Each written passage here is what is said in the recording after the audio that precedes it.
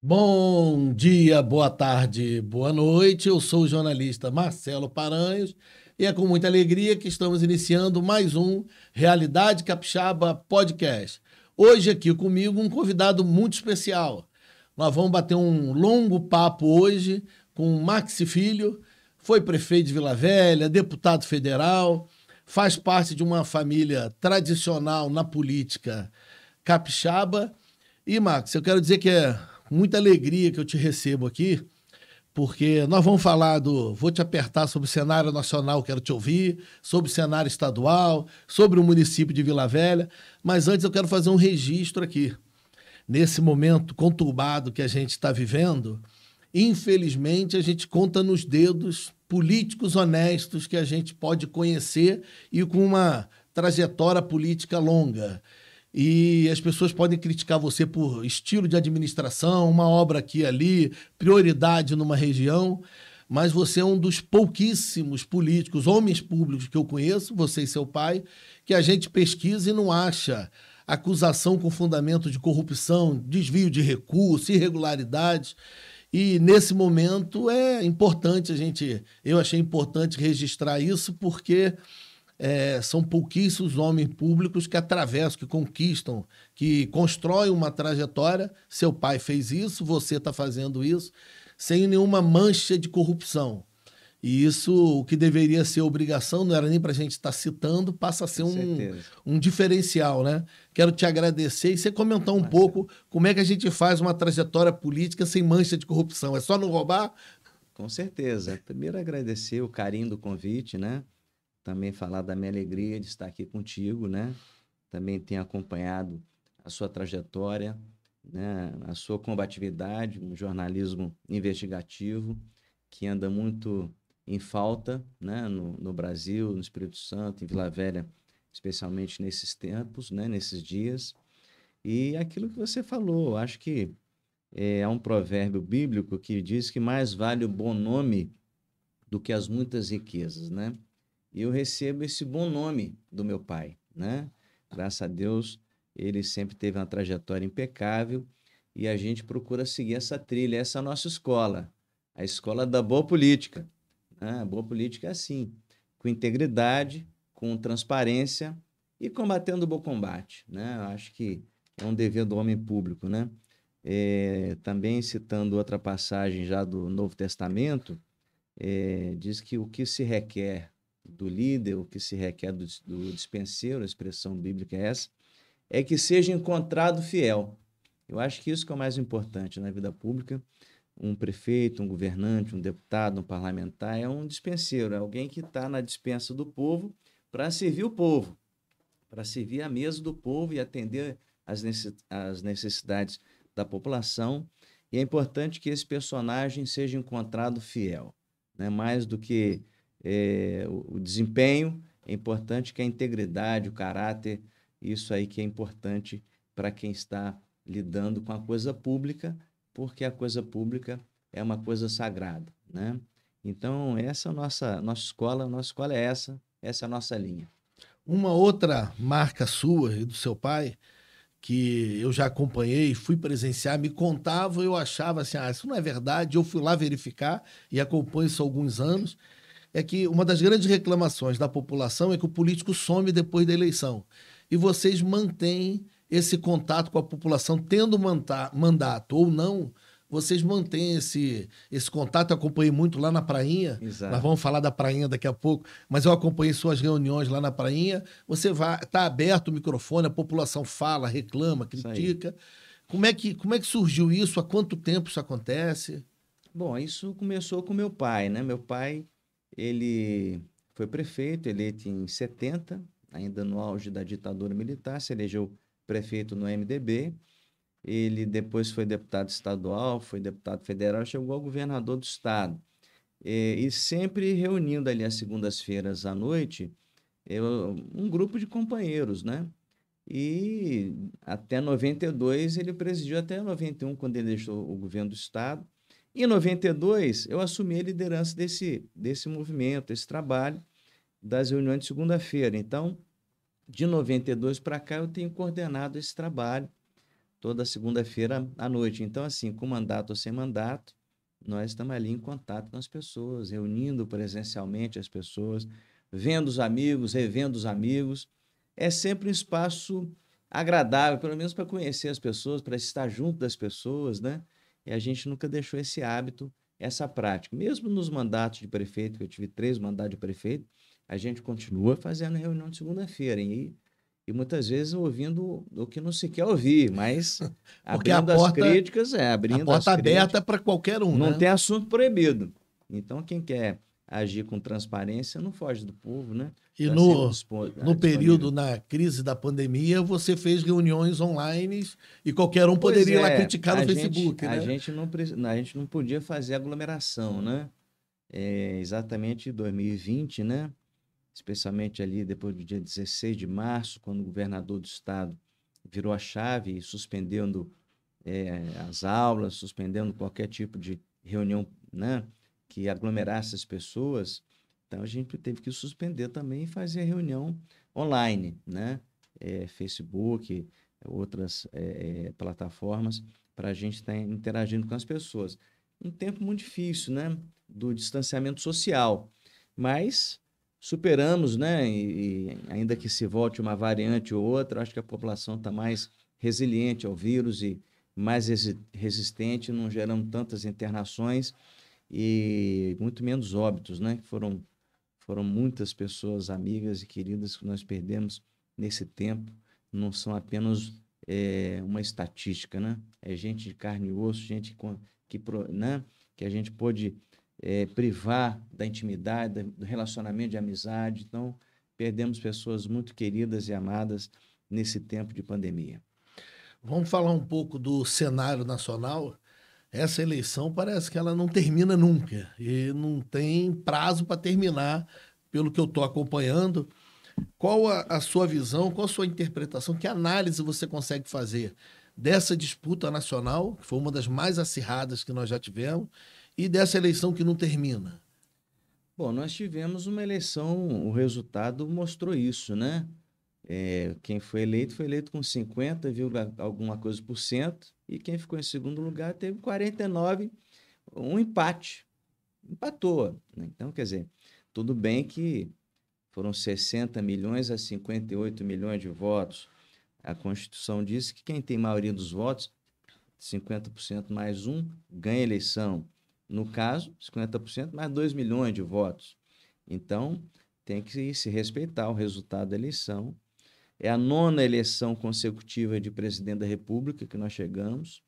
O Brasil tem um histórico de alguns espasmos democráticos, mas uma cultura autoritária muito forte, né, de idas e vindas da democracia brasileira.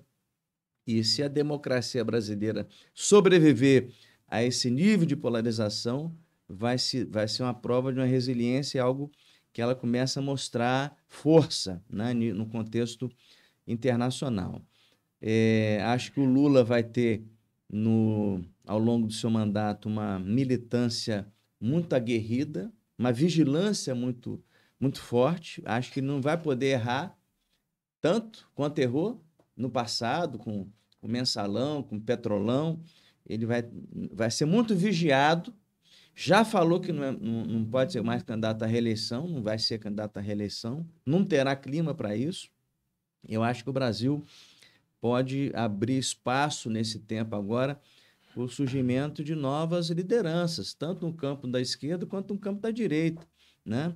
O próprio Geraldo Alckmin pode se projetar nesse governo, Simone Tebet, e no plano mais ligado ao atual presidente da República, Bolsonaro, você vê se destacando o governador de Minas, Romeu Zema, o governador de São Paulo, Tarcísio Freitas, que é um quadro novo também, enfim. Então, acho que esse tempo pode produzir novas lideranças. Eu acho que o que de melhor pode acontecer no Brasil é isso, um processo de renovação de liderança, tanto à esquerda quanto à direita. Isso vai oxigenar a política brasileira e vai fazer bem ao Brasil. Você gosta desse cenário polarizado? Você acha que nós estamos caminhando Nós debatemos já sobre isso aqui em outros podcasts.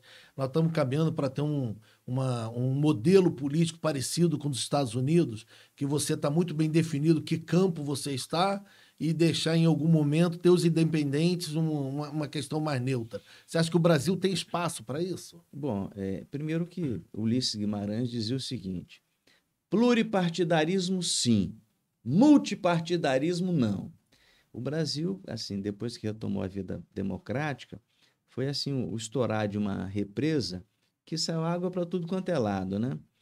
A própria legislação federal, a lei eleitoral, a lei partidária, que começa a estabelecer uma cláusula de barreira para o funcionamento dos partidos, começa a afunilar.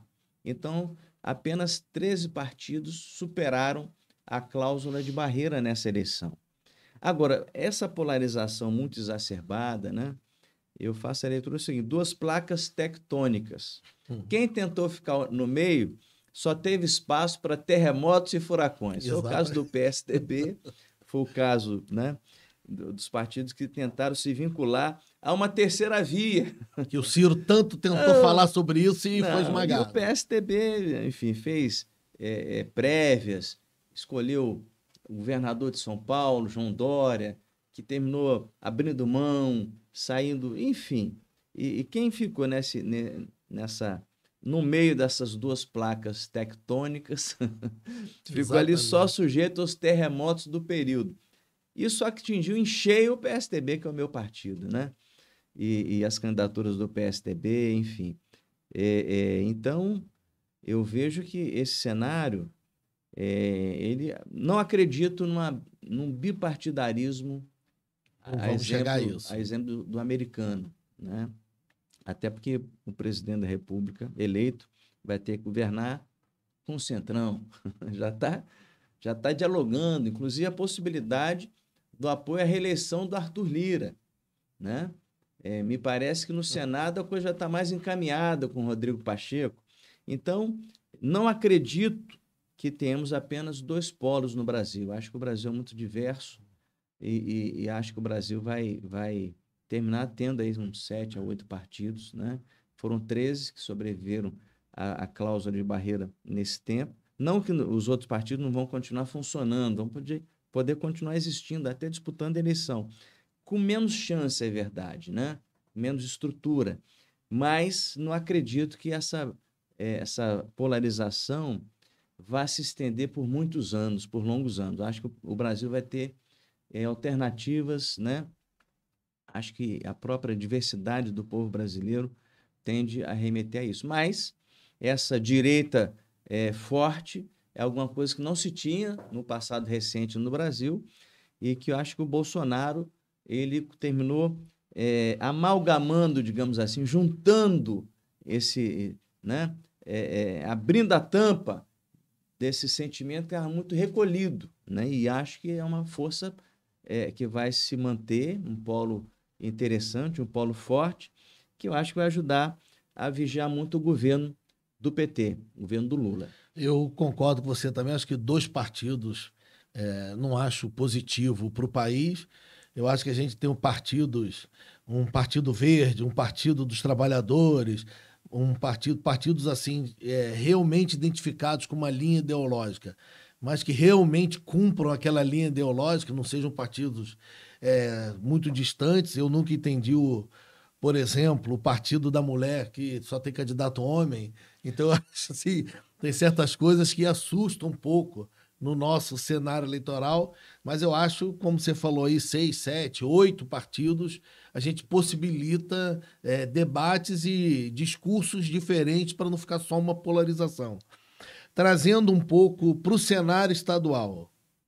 Casagrande, que num primeiro momento a gente achava até que era possível dele se reeleger no primeiro turno, ou que teria uma eleição muito tranquila, quase que perde a reeleição, e muita gente acha que ele não perdeu por causa de limitações do candidato que ficou no partido do Bolsonaro, o Manato. Não é uma crítica pessoal ao Manato, mas é um estilo dele. Eu mesmo acredito que ele se posicionou errado nos debates, algumas declarações ruins. Mas eu queria primeiro falar do governador Renato Casagrande. Ele se elege, eu fiz um artigo sobre isso, ele se elege, mas ele tem 70% da população que não votou nele. Porque quando a gente analisa os votos dele, a gente tira os votos que foram para o Manato, os 20 e tantos por cento que resolvem não participar de novo do processo eleitoral, porque estão insatisfeitos com o processo.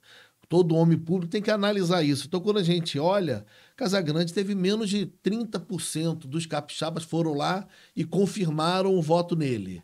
Ele tem condições de ampliar o debate e trazer esses 70% para a administração dele? Bom, ele vai para o seu terceiro mandato de governador, né? Ele realmente correu risco na eleição, ele largou com 68% de intenção de voto, né? Largou com 68%. E aí a primeira peça publicitária da sua campanha, quando ele celebra, né, a primeira pesquisa divulgada, ele sai com 68%. Quando chegou próximo ao período eleitoral, a véspera do dia da eleição, esse percentual tinha baixado para 57% ou 59%. E a foto era a mesma, 57%. É isso aí. Né? E na véspera da eleição, abriu a urna, ele teve no primeiro turno 47%.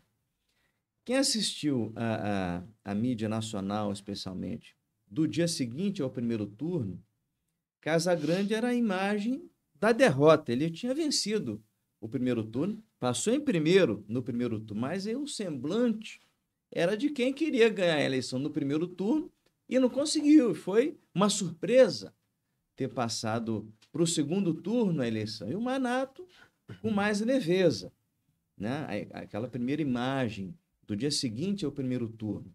Claro que entre o primeiro e o segundo turno, nós tivemos quase 28 dias, uma outra campanha. Porque a campanha do primeiro turno eram 45 dias. O segundo turno, 28 dias.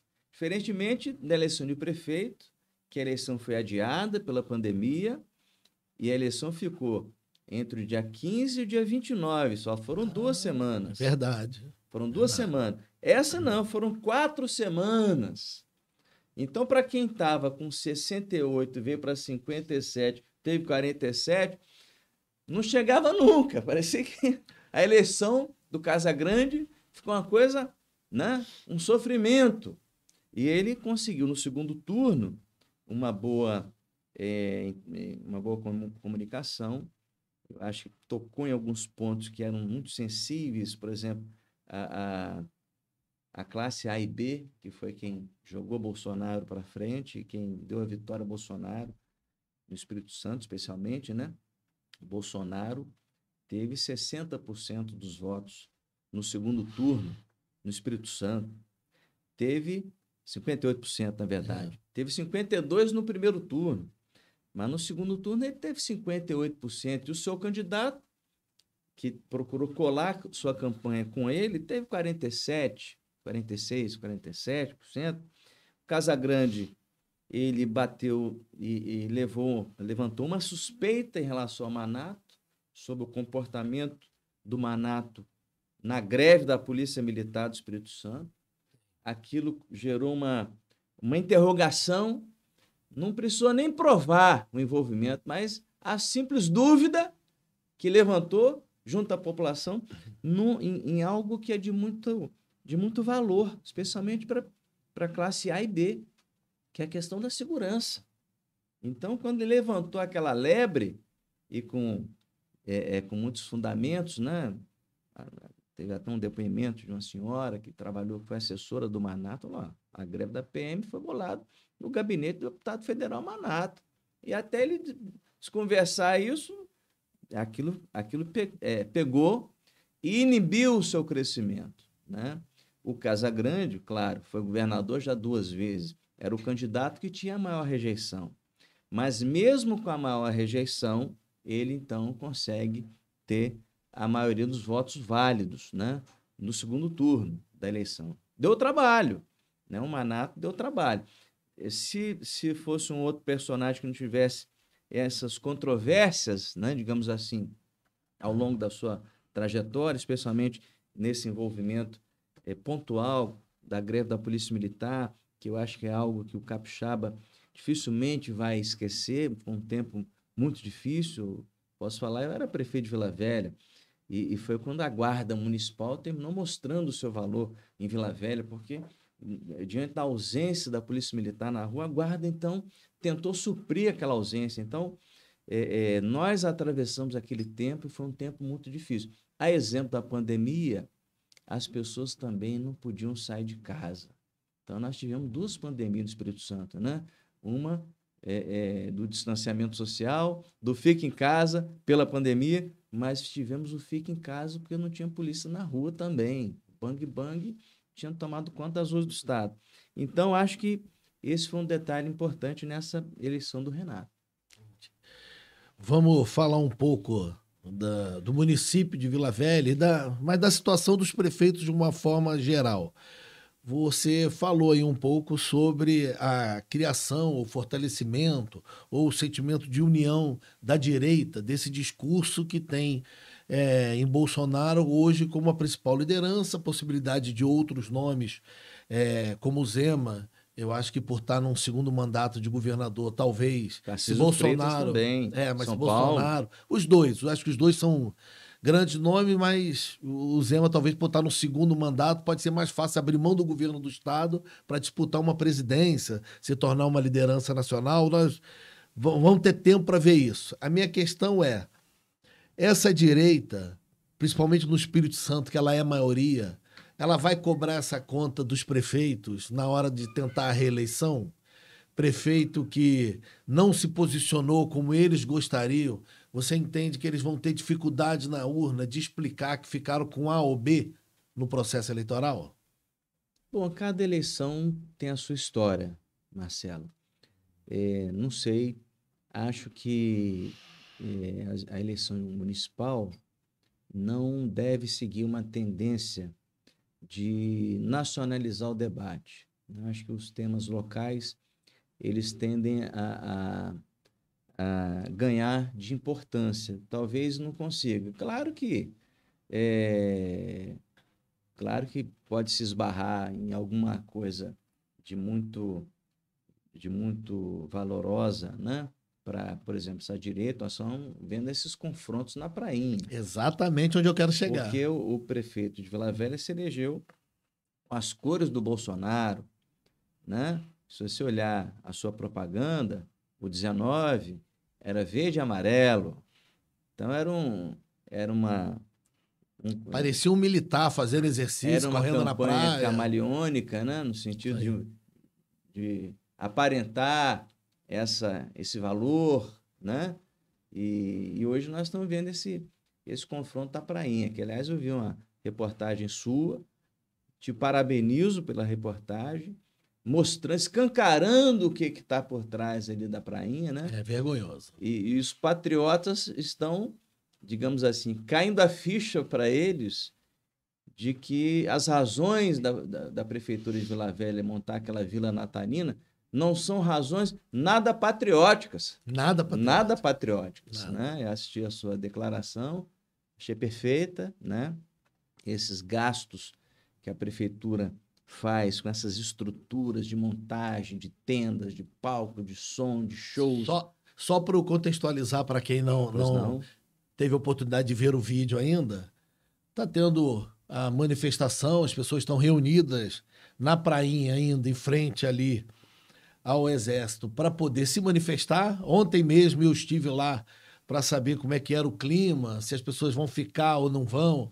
E às 6 horas da tarde eles cantam o hino nacional. Eu acho que todo mundo tem o direito de se manifestar de maneira organizada, ordeira, sem violência.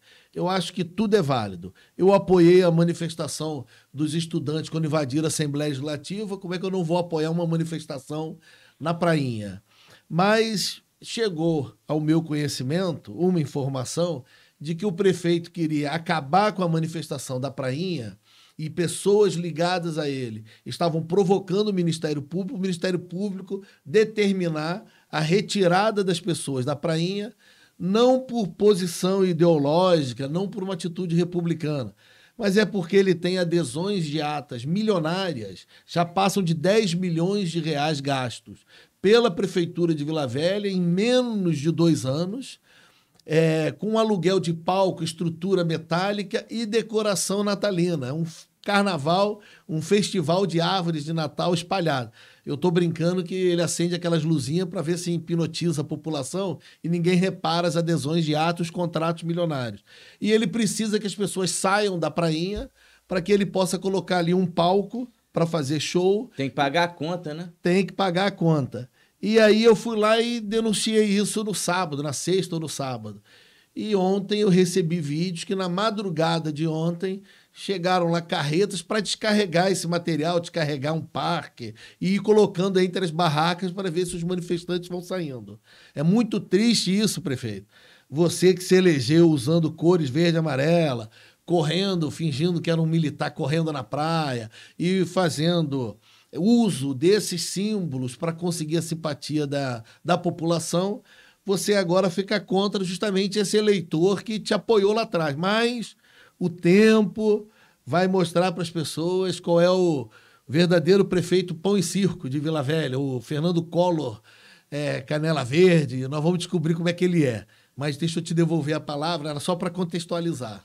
Não, o prefeito se vendeu na campanha para esse grupo financeiro que financiou a sua campanha, fez uma campanha rica, milionária, vendeu a sua alma e está pagando a conta.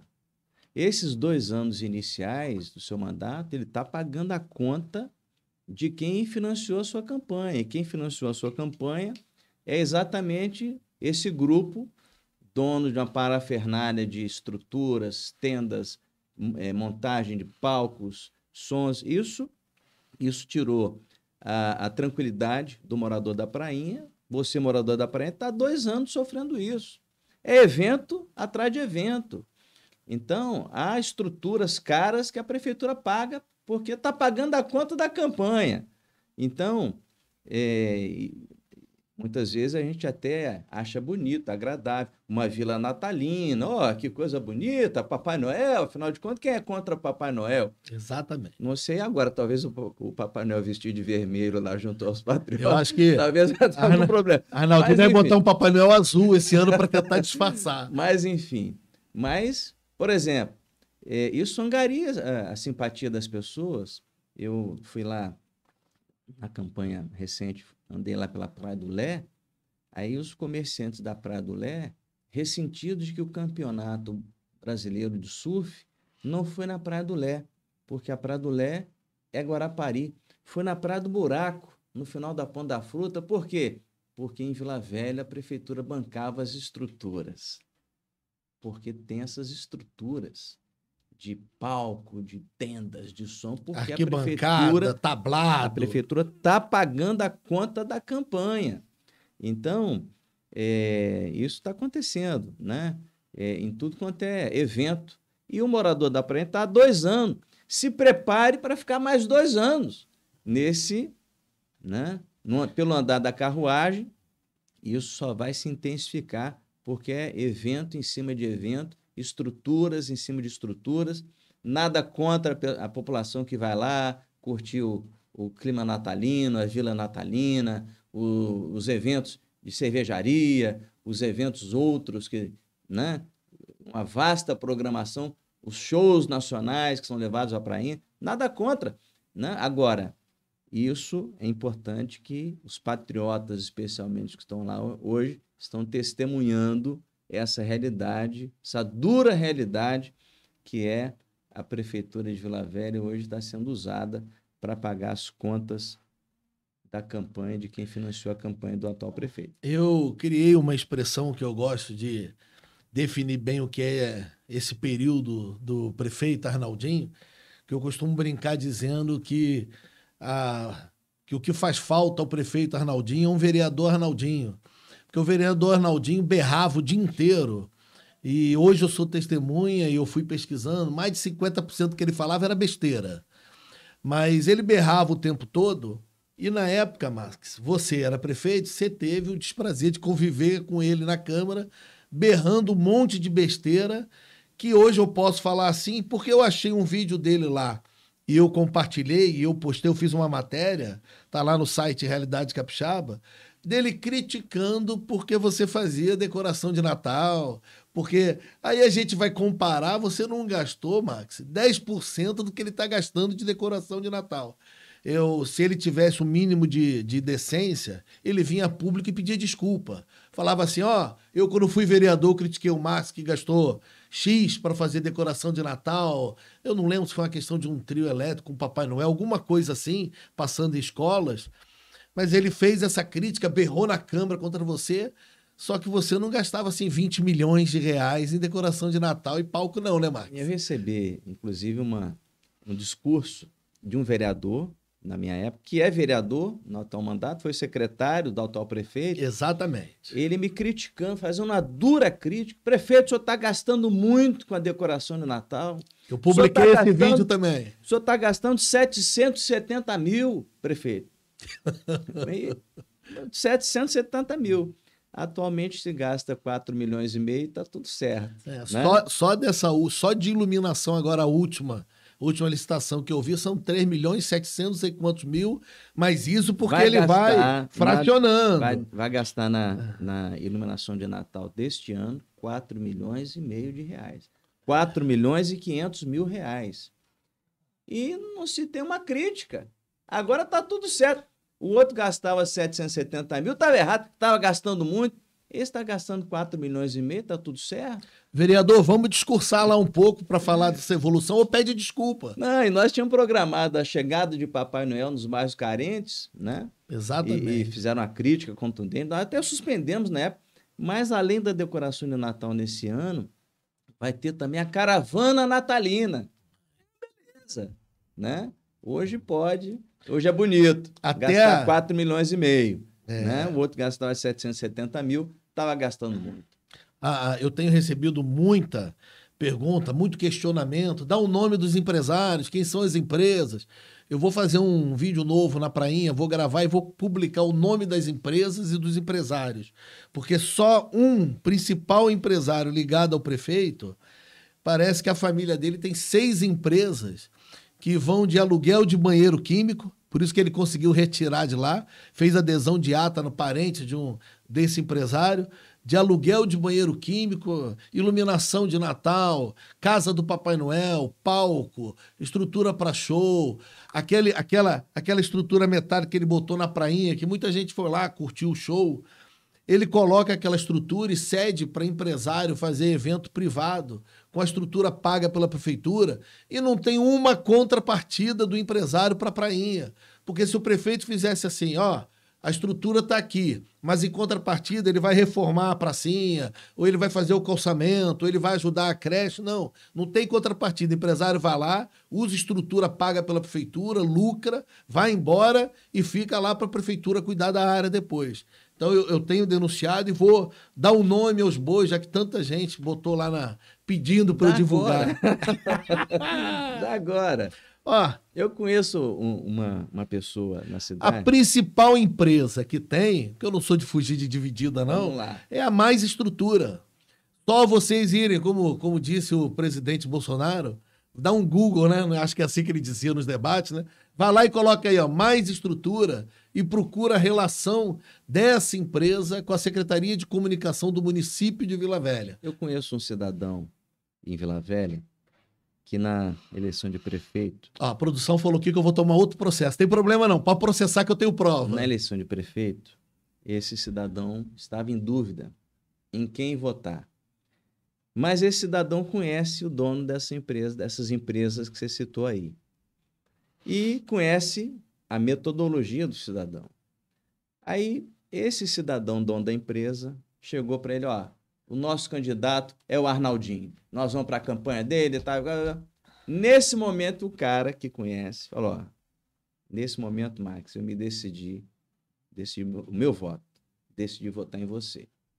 Porque eu sei que você não faz esse tipo de acordo. Então, esse cidadão, não vou mencionar o seu nome, me revelou isso depois da eleição, já tinha passado, etc.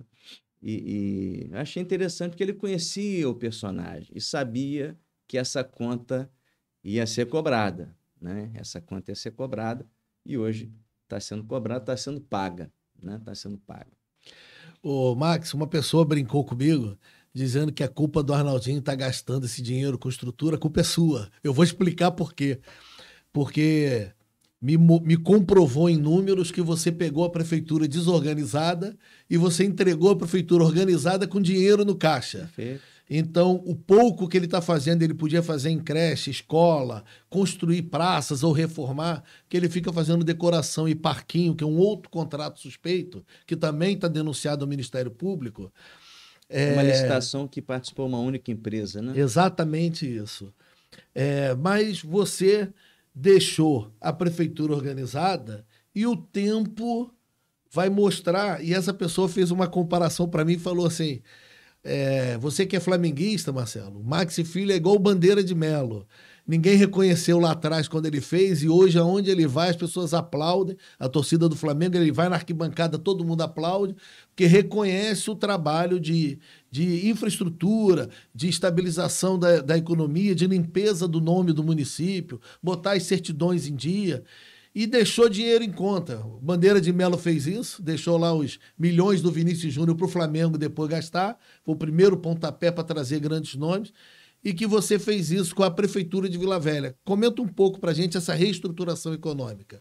Bom, a gente não sabe fazer diferente, Marcelo. A gente sempre vai deixar melhor do que recebeu, né? Então, não foi diferente a primeira passagem na Prefeitura e desta feita também. Nós saneamos o município, conquistamos o conceito AAA junto ao Tesouro Nacional, contratamos a primeira operação de crédito internacional junto ao Fomplata, que hoje financia a infraestrutura de diversos bairros de Vila Velha, financia as obras dos parques naturais também que estão contemplados nesse programa.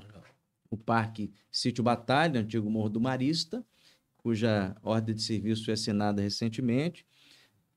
Parque da Mantegueira, Monumento Natural Morro do Penedo e a Lagoa Grande na Ponta Fruta. Então, contratamos esse financiamento internacional, o primeiro da história de Vila Velha, e também assinei, né, a PPP da iluminação pública junto à Bolsa de Valores de São Paulo. Então, nesses primeiros 2 anos do atual prefeito, ele veio no embalo da nossa administração, né? Então, eu costumo dizer que a atual administração tem coisas boas e coisas novas. As coisas boas não são novas e as novas não são boas. As coisas boas, a PPP da iluminação, trocou toda a iluminação da cidade, né? Hoje toda luminária é de LED na cidade de Vila Velha. Consumo de energia lá embaixo, isso tudo, né, contratado. É coisa boa, mas não é nova. As obras do Fomplata, você pode percorrer Balneário Ponta Fruta, pode percorrer Santa Paula 1, Santa Paula 2, Cidade da Barra, São Conrado, Riviera da Barra, pode percorrer Barra do Jucu, pode percorrer Pontal das Garças, pode percorrer Darli Santos. São coisas boas. As obras de infraestrutura nesses bairros são coisas boas, mas não são coisas novas, né? A própria macrodrenagem, que é uma parceria com o governo do estado, essas obras foram viabilizadas no nosso mandato. Essas obras foram contratadas, né, no nosso mandato.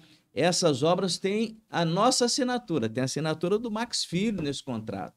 Então, são coisas boas, que não são novas. Já as coisas novas é a contratação das estruturas de som, de palco, de palanque. São coisas novas, mas não são coisas boas, porque são coisas que estão gravadas da corrupção de quem se vendeu na campanha para pagar a conta uma vez estando na administração. Então, é o que eu tenho falado. Nós entregamos o município saneado, fizemos a nossa parte. Como fizemos nossa parte lá atrás, quando contratamos também o financiamento junto ao BNDES, que plantou infraestrutura da região 5. Ah, Max Filho, mas lá atrás você deu nome a Neucimar na região 5. Qual é o problema? E daí? Como diria o outro. E daí? O importante é que nós fizemos uma coisa certa.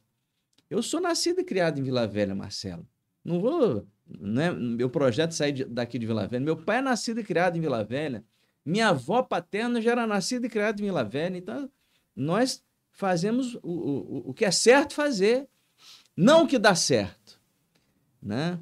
É diferente você fazer o que é certo e fazer o que dá certo. Você pode fazer o que dá certo momentaneamente, mas no médio prazo, longo prazo, você pode receber os louros e os aplausos momentâneos, como o Sérgio Cabral recebeu no Rio de Janeiro. Foi eleito, foi reeleito, elegeu Pezão, enfim. Meu Deus do céu. Mas, um dia, a casa cai.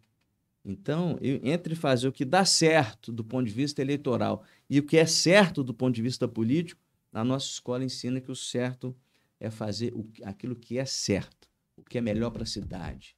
Então, e daí? Que hoje o prefeito desfruta de uma popularidade em razão muito do nosso trabalho. E daí? Importante que nós fizemos aquilo que tinha que ser feito. Eu procurei um crítico seu, porque eu falei assim, me diz alguma coisa, uma marca da administração Max Filho, que perguntar aos amigos é muito fácil. Eu perguntei assim, me diz uma marca da administração do Max.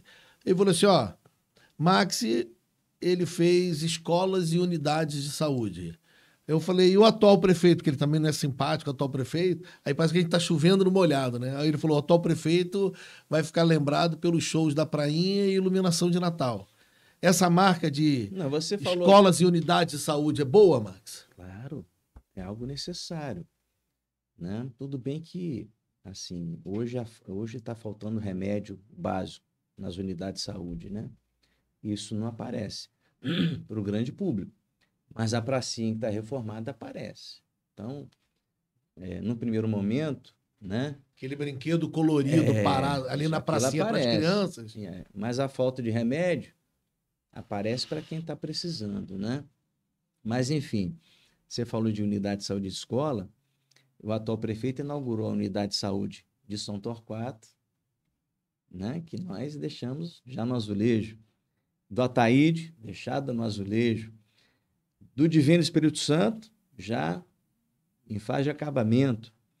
Reinaugurou a UPA de Riviera da Barra, tentou trocar o nome, não conseguiu, desconhecendo Zilda Arnes, né? Reinaugurou, já estava pronto. Assim, o mérito dele foi ter deixado um ano a UPA fechada de Riviera da Barra, no ano da pandemia. Deixou um ano fechado, estava pronta, estava contratada a OS, que iria operar a UPA, deixei assinado o contrato. Não deu ordem de serviço.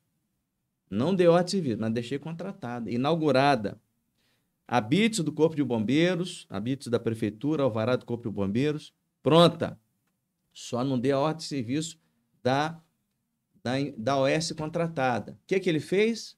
Cancelou o contrato da OS, que eu tinha contratado por 1.700.000 por licitação. Aí fez uma nova licitação. Quem ganhou? A mesma OS. O preço? 400.000 mais caro. Depois de um ano dela fechada.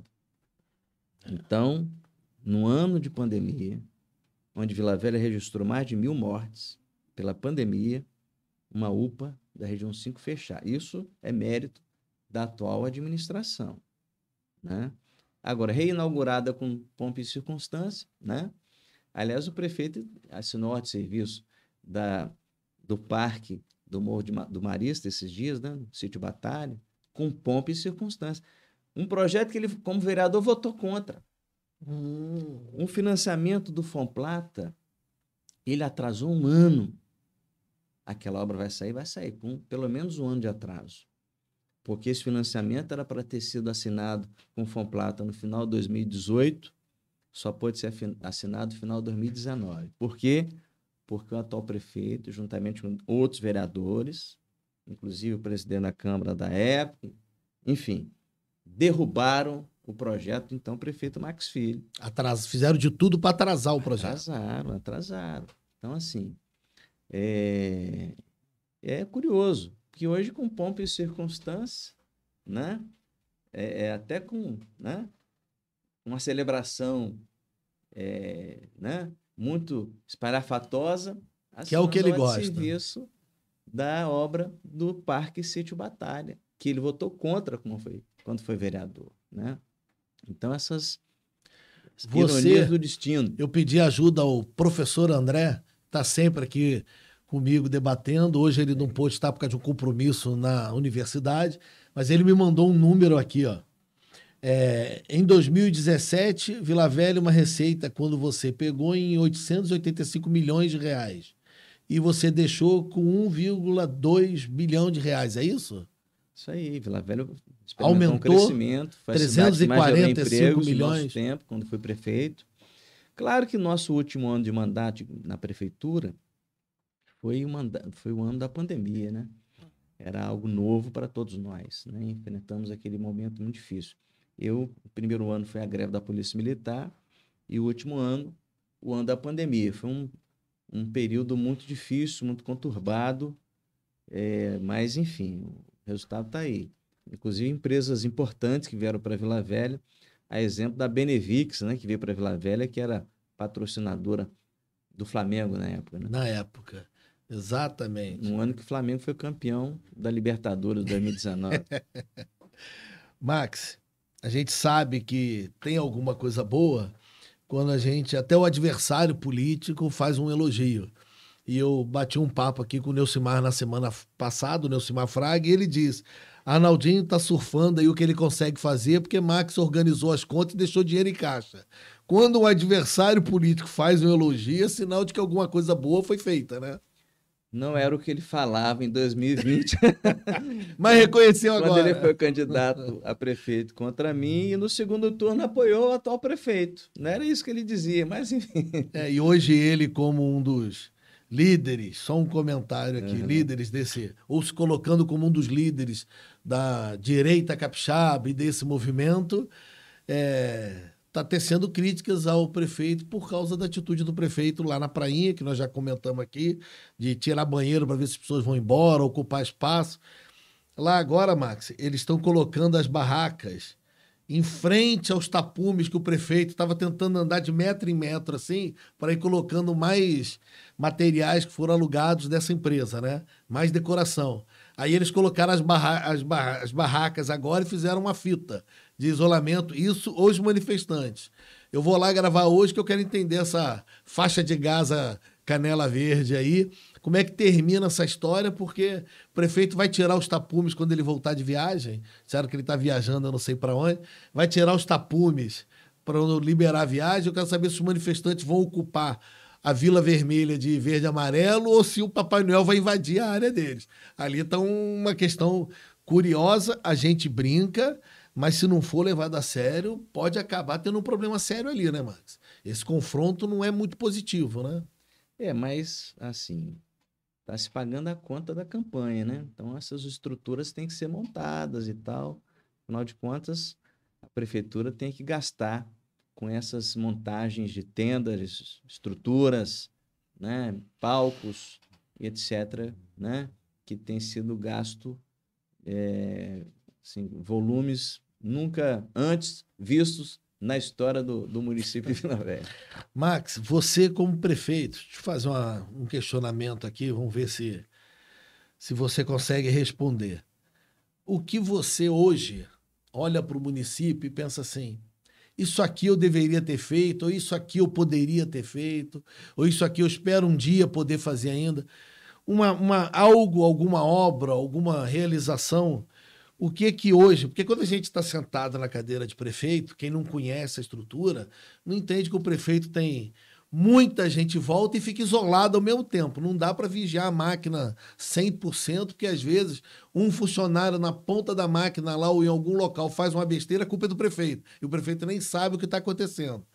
Mas hoje, você olhando a sua administração, o que você acha que você poderia ter feito ou gostaria de ter feito e de repente não teve tempo de fazer? Olha, gostaria de ter feito, a gente gostaria de ter feito muito mais coisas, né? Interessantes, né? Eu fui prefeito nesse terceiro mandato que eu tive. Como os 2 primeiros mandatos de prefeito eu tive muita dificuldade em relação ao governo do estado, nesse terceiro eu decidi ser aliado do governador, seja ele quem fosse, né? Procurei não ter problemas com Paulo Artung, que já tinha tido problema lá atrás, né? E procurei me relacionar com ele.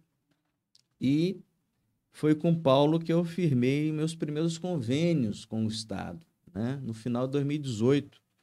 E na mudança de governo, assumiu Casagrande decidiu por cancelar todos os convênios. Quer dizer, eu esperei 10 anos para assinar meu primeiro convênio com o governo do Estado, e quando assinei os primeiros, não duraram um mês.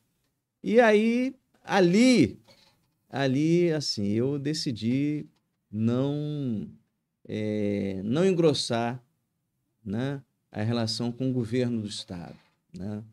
E ali eu assumi o prejuízo de ter ficado sem as principais obras do nosso mandato sendo realizadas naquele tempo, porque eu coloquei exatamente as principais obras, né, de infraestrutura nos bairros mais carentes, naqueles convênios, né? E quando o governador suspendeu os convênios, eu tive que esperar mais 1 ano e meio para retomar esses convênios. Esses convênios foram retomados em 2020, né, no meu último ano de mandato, e aí ficou parecendo, e a oposição explorou isso muito bem, com muita competência, de que aquilo era obra eleitoreira e tal, mas a decisão de não criar casos com o governo do Estado, de me aliar incondicionalmente ao governo do Estado, para não gerar problema de relacionamento para o município de Vila Velha junto ao governo estadual, eu acho que aquilo me causou um grande prejuízo, mas eu acho que eu fiz o que era correto fazer naquele momento. E mesmo assim, vamos falar, administrando sozinho, sempre conseguiu deixar as contas em dias e construir escolas e unidades de saúde. Isso aí, eu acho que a prioridade da cidade era essa, né? Essa é uma marca que é nossa, esse cuidado da área social foi uma marca importante nos nossos mandatos, e a gente não deixou a peteca cair nessa linha. E daqui para frente? Já é um pré-candidato a prefeito? É possível, não é? Não passa isso ainda? Não está em debate ainda? Se eu for lá nas suas reuniões, eu vou ver o pessoal falando isso. Olha, Marcelo, eu não tenho essa vaidade, para assim dizer, né?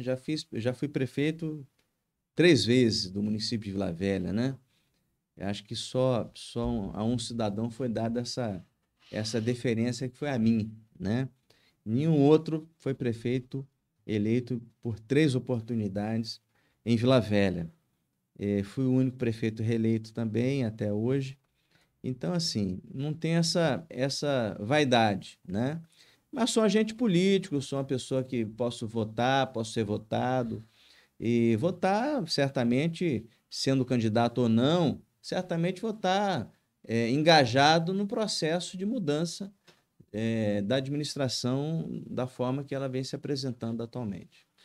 Eu acho que nós vamos precisar, quem quer que seja, de um prefeito que vai conseguir organizar as contas de novo, igual você já fez lá atrás. Nós vamos precisar que organize as contas e que dê direcionamentos, porque chega uma hora, e eu tenho dito isso às pessoas, que quando a gente parar de olhar a pracinha bonita e os brinquedos contratados e esses escândalos, as investigações do Ministério Público, elas prosseguirem e a população começar a entender tudo que está por trás, e ao mesmo tempo a gente tem reclamações de servidor público, reclamações dentro de unidades de saúde, a população vai começar a perceber que o dinheiro está sendo gasto em locais errados.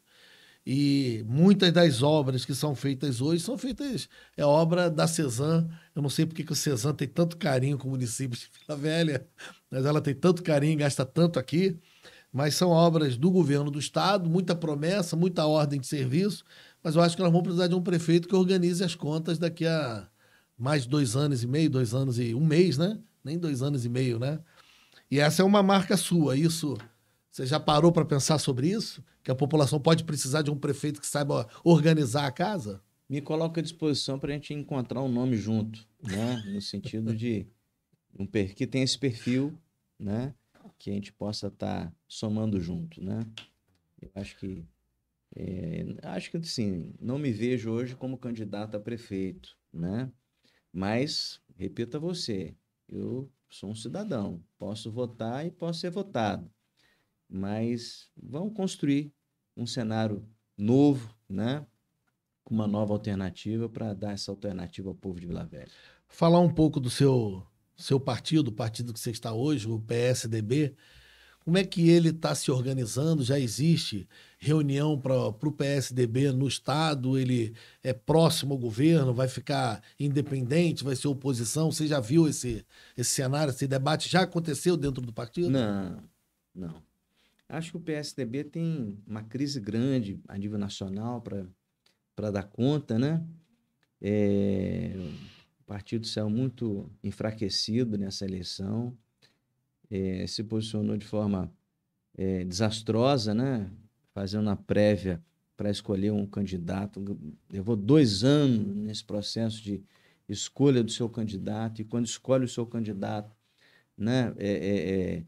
O cristianiza, digamos assim, né? Esse candidato, e fica sem candidato, lança um candidato a vice, uma candidata, aliás, uma belíssima candidata, que é a Mara Gabrilli, a vice-presidente da Simone Tebet, né? Mas o PSDB, que sempre protagonizou as disputas presidenciais no Brasil, ele saiu pequeno, né? Saiu menor nessa eleição, né? Elegeu apenas 13 deputados em todo o Brasil, né? Eu fui deputado federal no PSDB num tempo que o partido elegeu 54 deputados. Então, acho que o presidente do partido já disse que não vai continuar à frente. Então, acho que o PSDB tem que fazer uma profunda reflexão, né, sobre o caminho a ser adotado daqui para frente. Claro que aqui no Estado elegeu o vice-governador do Estado, o Ricardo Ferraço, é vice-governador eleito, está no PSDB, já tinha saído do PSDB, ele estava no União Brasil, não sei se ele vai continuar, se o projeto vai se consolidar no PSDB. Eu acho que é um momento de uma profunda reflexão, né, sobre os rumos do PSDB a nível nacional e a nível de Estado. Eu acho que o governador Renato Casagrande, uma pessoa que eu tenho assim, o maior respeito por ele, mas fiz algumas pessoas próximas a ele já essa crítica. Eu acho que ele, no desespero do segundo turno, ele acabou fazendo alianças, que essa conta vai chegar uma hora. Eu não sei como ele vai conseguir embarcar todo mundo no governo, porque já é um governo reeleito, quer dizer, já está preenchido. Tem novos aliados e aliados oportunistas que, a meu ver, a qualquer momento largam ele. O prefeito de Guarapari, o próprio prefeito de Vila Velha e outros homens públicos que ele puxou para dentro da máquina por medo de perder a reeleição. Eu acho que vai ser um governo difícil. Essa administração não vai ser tão fácil. Tem uma Assembleia que tem uma forte corrente ali que não vai ceder e alinhar com o governo do Estado. Como é que você percebe essa administração? Você acha que o governador chega daqui a 2 anos como um grande cabo eleitoral, ou o grande cabo eleitoral pode ainda ser o Bolsonaro aqui no Estado? Bom, eu acho que em relação a Bolsonaro acho que é um líder nacional, né? O Casagrande, em que pese o fato de ser o secretário-geral do seu partido, o PSB, que elegeu o vice-presidente da República, o Geraldo Alckmin, né? Ele ainda não tem um nome tão consolidado nacionalmente. Então, acho que Bolsonaro depende um pouco do desempenho do governo Lula, né? Eu acho que Bolsonaro mantém-se com um ativo importante, um grande eleitor, nacionalmente falando. Agora, o governador Renato Casagrande, ele teve o apoio dos prefeitos, né? Na sua eleição, na sua reeleição. Eu conheço prefeitos do interior do estado que lutaram ao lado de Renato Casagrande e ao lado de Bolsonaro. Então, assim, eles eram Casagrande e foram Casagrande, foram fiéis a Casagrande e lutaram por Casagrande, deram a vitória a Casagrande, mas esses prefeitos não abriram mão de Bolsonaro. Então, assim, o governador conseguiu, né? Ele até me ligou depois da eleição e eu falei com ele: ó, Casagrande, você tem que receber o prêmio equilibrista do ano, porque ele, né? O PSB sempre teve uma ligação com o Lula, né? O PT, ele consegue transitar, ser reeleito no estado onde Bolsonaro colocou um grande percentual de frente, do seu concorrente. Então, ele conseguiu se equilibrar, né, nessas duas posições. Acho que os prefeitos que se elegerem em 2024 certamente vão procurar ter uma boa relação com o governador do estado, vão procurar ter uma boa relação com o governo federal, e vejo isso, né? Vejo isso. Não sei se o governo do estado vai estar bem ou mal para influir no processo de eleição, de definição de voto. Mas, independente do partido que os prefeitos forem eleitos, todos eles vão querer buscar uma boa relação com o governo do estado após a eleição. Max, quando o papo é bom, o tempo corre, tá a produção aqui brigando comigo, mas antes da gente ir para as considerações finais, você levantou a bola aí, eu não posso perder o espaço. Você disse que o governador te ligou, você vai ocupar espaço no governo do estado? Não, eu sou servidor de carreira da Justiça do Trabalho, eu terminei me prejudicando muito na minha carreira em razão dos mandatos que eu exerci, e eu não posso fazer mais isso, né? Eu tenho que me dedicar lá, meu foco, eu sou servidor de carreira há 28 anos da Justiça Federal do Trabalho, concursado que sou, meu foco é fazer esse trabalho. Mesmo porque também o governador, ele deve boa parte do seu sucesso eleitoral no segundo turno aos prefeitos, né? E acho que ele não deve fazer, na composição do seu governo, nenhum gesto que possa ser um gesto de desfeita junto aos prefeitos que o apoiaram. E é inegável que o prefeito de Vila Velha apoiou a sua campanha. Então, assim, eu acho que o governador não pode fazer um gesto dessa natureza em relação aos seus aliados, sobretudo os prefeitos que foram importantes no segundo turno da eleição. Você falou aí dos prefeitos do interior, eu também acompanhei muitos que fizeram campanha para o Bolsonaro e fizeram campanha para Casa Grande. Eu mesmo não vejo problema nesse cenário, né? Se ele tiver explicado muito bem isso à população e ele for honesto, para mim não tem problema. O prefeito de Vila Velha fez campanha para o governador Casagrande, mas eu não vi ele falar de Bolsonaro no segundo turno, não. Será que ele distanciou e nós estamos descobrindo que o perfil inicial dele de militar, ele está cada vez mais para a esquerda mesmo? Porque eu não lembro do Arnaldinho pedindo voto para Bolsonaro no segundo turno, não. Ele se dedicou só ao Casagrande mesmo, né? Eu acho que, assim, ele botou o vice para pedir voto para Casa Grande e para o Bolsonaro, né? O vice que contou com o exército dos garis forçados a pedir voto, a guarda municipal forçada a pedir voto, tudo isso foi denunciado, mas vamos em frente. Está sendo investigado pelo Ministério Público Eleitoral. Talvez ele tenha problema em responder esse tipo de processo, porque realmente foi feita uma utilização despudorada da máquina pública nessa campanha. Mas eu acho que a estratégia foi nesse sentido, né? Ele terminou escalando o vice lá, foi eleito deputado federal, para pedir voto para Bolsonaro e para o Casagrande. Max, eu quero realmente agradecer você abrir espaço aqui para conversar com a gente, porque a gente vê o homem público no debate eleitoral, no período da eleição, aqueles vídeos curtos, mas acho que quando a gente tem um tempo maior para conversar com o homem público, a população consegue perceber um pouco mais o que é a pessoa, quem é a pessoa por trás do homem público, as ideias, as realizações, o que fez dentro do município, dentro dos mandatos. Quero dizer que, vou repetir aqui o que eu falei no início, que eu tenho uma admiração muito grande pelo seu pai e por você, pela trajetória política de vocês, porque vocês entram e saem do mandato sem denúncia de corrupção, o que era para ser obrigação. A gente tem que, somente nesse momento que a gente tem um presidente eleito aí com um monte de denúncia anulada para começar de novo, não sei como é que vai ficar esse processo, eu acho bom reconhecer, acho que a gente deve fazer isso. Críticas a modelo de administração, em vez dessa obra podia fazer aquilo, isso é do jogo político.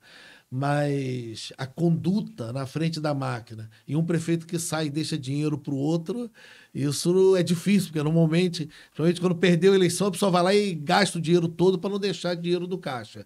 E eu sou testemunho de que você deixou e não foi pouca coisa lá.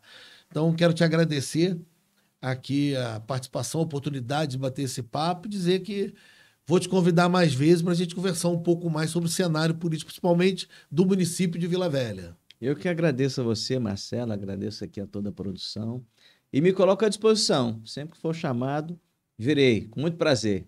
Um abraço. Agradecer a todo mundo que acompanhou e mais tarde estou lá na prainha para gravar um vídeo e mostrar um pouco mais das denúncias que nós estamos fazendo.